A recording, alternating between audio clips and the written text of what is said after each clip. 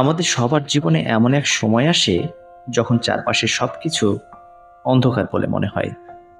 ভালো মন্দ, সঠিক ভুল, সুখ দুঃখ সবকিছু যেন মিলেমিশে এক বিশাল বিভ্রান্তি তৈরি করে। ঠিক তখনই আমরা খুঁজে ফিরি একটুখানি আলো, যে আলো আমাদেরকে পথ দেখাবে, আমাদের অস্তিত্বের মানে বুঝিয়ে দেবে।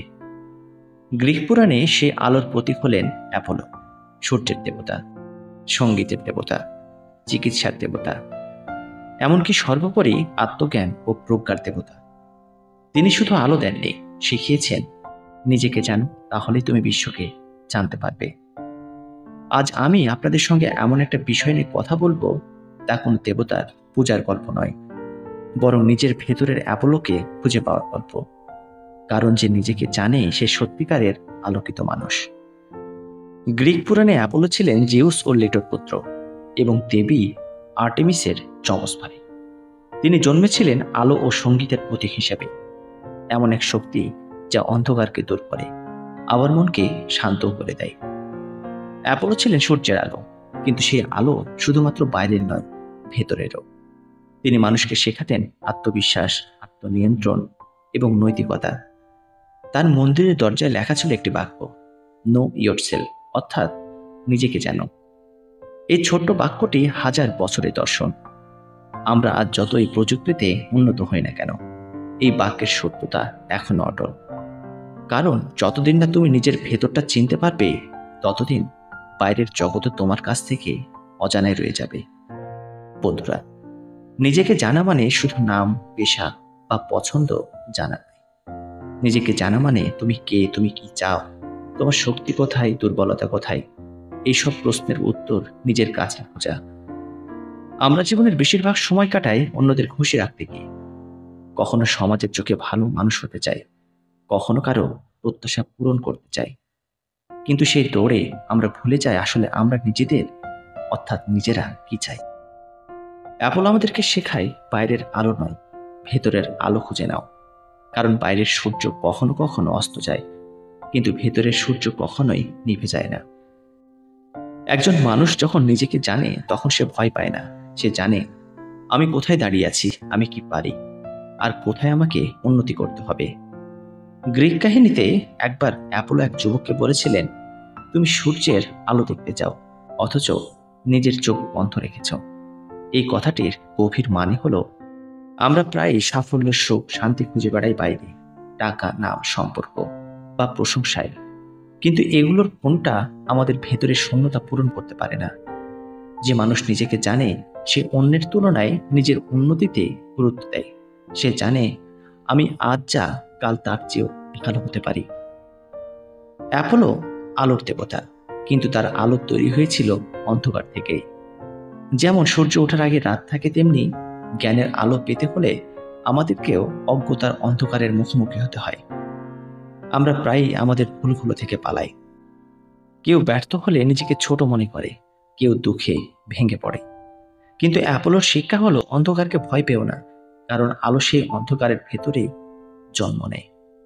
তুমি যত ভুল করবে ততই শিখবে, তুমি যত কষ্ট পাবে তত শক্তিশালী হবে। তোমার অভিজ্ঞতাই তোমার জ্ঞানের আলো।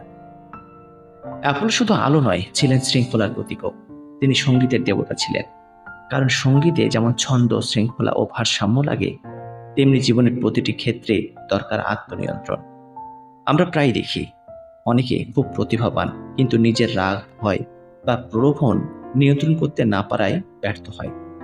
অ্যাপোলোর আলো আমাদেরকে শেখায়, তোমার আসল শক্তি হলো তোমার আত্মনিয়ন্ত্রণ।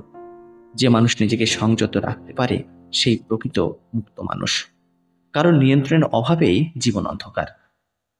অ্যাপোলো ছিলেন সঙ্গীতের দেবতা।